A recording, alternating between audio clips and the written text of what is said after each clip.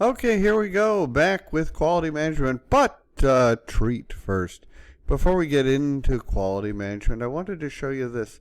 There's some connections that may have been missed, and I hope not. Right, so when we compare our estimating estimating processes, notice it was estimating costs, estimating durations. We haven't had it yet, but estimating activity resources. Notice the inputs and the similarities, the tools and techniques, and the outputs. So worth memorizing, and frankly, in estimating any of them, know the patterns, right? It's really simpler when you do that. This is the performance measurement baseline. These are the three processes that give us each of the baselines, the schedule baseline, the scope baseline, and the cost baseline, right? And notice the similarities in the inputs as we're looking to gather the baselines. I also wanted to show you that in developing the schedule is going to give us the schedule baseline, right?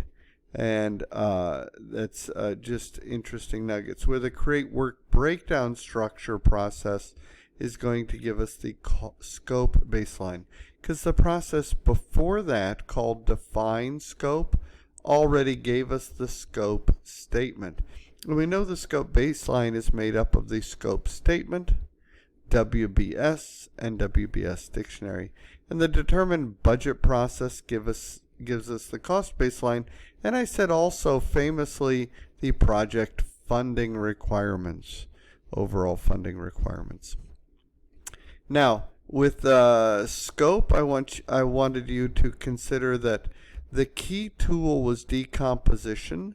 So we take the scope, goes at the top of a work breakdown structure, we decompose that work breakdown structure, and we end up at the scope baseline. Now, determine budget is then going to give us our cost baseline. Okay, just kind of a quick review. Those are some important processes, good to review. Okay, quality management. Let's make it happen. Again, here's a slide that we'll come back to when we're all done, and you know what? We ought to be able to read it and be conversational in these topics. Now, when it comes to quality management, this summary slide I always have found useful. So the very light, the purple, are the quality processes. So know that we're going to plan some quality, and then we're going to manage quality, and then we're going to control quality en route to a successful project. Okay, so here we go. First, I want to start by defining what quality management is. And quality management, this is a memorizable point, ensures that all projects ensures that the project will satisfy the needs of the stakeholders. There it is again. It's always about the stakeholders. So quality management ensures the project will satisfy the needs of the stakeholders. And so we define quality then as the degree to which we fulfill the project scope. And we got the scope or the requirements from the stakeholders. So those two kind of tie together. Now, I do find in quality management that there are three processes. There's plan, quality management, then there's manage quality, and then there's control quality, right? And we're going to look at those here. But first, I'd like to say, what is a standard? Because quality is going to address standards. And a standard is generally an agreed upon method or process or output, right? So ISO, the International Standards Organization, those are a set of standards. OSHA in the United States gives standards for safety.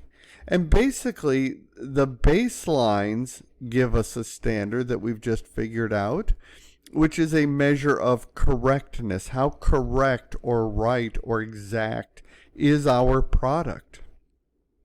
Okay, so those would be considered now standards. So what I love about quality is that it's often a comparison, a this or a that, a yes or a no, a positive or a negative. So in quality, by definition, is the degree, as we said, that we fulfill the requirements of the project scope. And so the quality's degree just answers the question yes or no. Are the requirements fulfilled? Yes or no. Now grade is different. Quality degree versus quality grade. Grade is actually going to distinguish items with the same functional use, like cars, right? A BMW versus a Chevy. Both meet the quality degree. They fulfill the requirements of the scope, which was to get from A to B in a reliable transportation. But the grade is going to distinguish the functional use. And another set of comparisons would be precision versus accuracy, right? Precision versus accuracy, and the definitions are there. Okay. So quality costs more due to change over time, just like risk did and costs do, etc. Everything costs more over time. So just be aware of that, right? Where Agile allows the project manager to be more iterative. Quality management from a predictable approach versus Agile. This is a good one-slide summary of that. Now's an opportunity to pause it and review these and reflect upon them. Okay. So in Agile, I will point out they usually talk about a cycle time, which is a WIP time, work in process, right? It's about a measure of throughput, right? And so the lower the cycle time, the better. That would be a quality management approach in Agile, right? Where the cycle time represents maybe the money spent but not used, bottlenecks, maybe risks of rework, things like that. So quality management is all about continuous process improvement. That's an underlying theme in project management, and it comes out clearly in quality management. Edward Deming, a famous quality guru, had his own 14 points of total quality management, or TQM. Don't memorize the 14 points, but just know they're associated with Deming. Kaizen says the same thing. It's about continuous improvement in even the tiniest things that you're doing every day, in the tiny things, constant improvement. Six Sigma shares this same insight. Now, before we dive too much into quality, we want to be aware of the theorists for the certification exam. Juran was one, Crosby, and Deming. If it's Juran, be aware of the 80-20 rule. Sometimes it's called the Pareto principle, right? And basically it says that 80% of an event can be explained by 20% of the observations. Juran also identified the term fit for use. Later he changed it to fit for purpose. It's basically the same thing to us, right? That a product's should have enough quality to be fit for the very item you meant to use it, but it shouldn't have extra quality. So if I build a BMW, it's just meant to drive on a nice road, a well-paved and maintained road. It's not meant to do off-roading, like a Jeep would, right? A BMW, that would not be fit for use, and you would expect it to be damaged, the quality to fall apart. Now, Crosby talked about the costs of poor quality. We'll go into that in a minute. And zero defects. He was also about this term, prevention over inspection. He wanted you to do quality to prevent errors from getting to the customer or issues, as opposed to inspecting in quality. He wanted you to prevent quality problems from the beginning. And Deming would agree. Deming had the 14 points of total quality management. He would say that everyone is responsible. If there was a problem in quality, Deming would look at the process over the product. He would say there's something wrong with the process. And he's famous for the PDCA, Plan, Do, Check, Act cycle, which frankly is the cycle that we use now in just about everything we do. Now, in discussing quality, we have to start with the term cost of quality, right? Quality costs money, true, but it costs much less in the long run.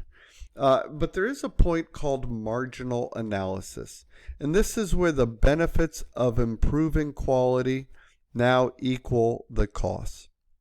At marginal analysis, that's when we stop investing in quality, right?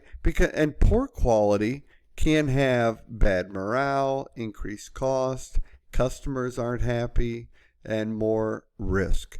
Where the impact of good quality is exactly the opposite. Lower costs, higher employee morale, better customer satisfaction, so repeat customers, less risk, right? Know that comparison. Now, failure costs are either internal or external. If they're internal, they're found by the project team. If they're external, they're found by the customer. So the cost, so failure costs can be divided into the cost of conformance, which is the money you spend to avoid these failures, or the cost of non-conformance. That's the money you spend because of the failures. And so the cost of conformance can be divided into preventive costs and appraisal costs. I give examples there. And the cost of non-conformance can be divided also now into internal failure costs or external. Please note the examples. Okay. There are 5 levels of effective quality management, which is good to be aware of. And now we jump right into plan quality management, right? With its inputs, tools, and techniques, right? And so notice in the iron triangle, we often put quality, even though it's a triangle, scope, schedule, cost. Quality is often at the pinnacle, at the top of it, holding them together. Okay, so then note the inputs and the tools. Not too much different. We've talked about the data analysis, and one form of data analysis was that cost of quality we just talked about. Prevention and appraisal, or failure costs, costs of non-conformance, right? You can also do decision making on quality, right? Using a multi-criteria decision-making matrix, which we talked about some time ago. Now, the outputs of plan quality management are actually the quality management plan and quality metrics. Those are your big ones. The actual quality management plan, how you're going to manage and control all of the quality management processes, and in detail, and the quality metrics, right? The standard of measurement that you will use to address performance. Now, the next process is manage quality. I'm going to take a short break, and we will come back with manage quality and control quality.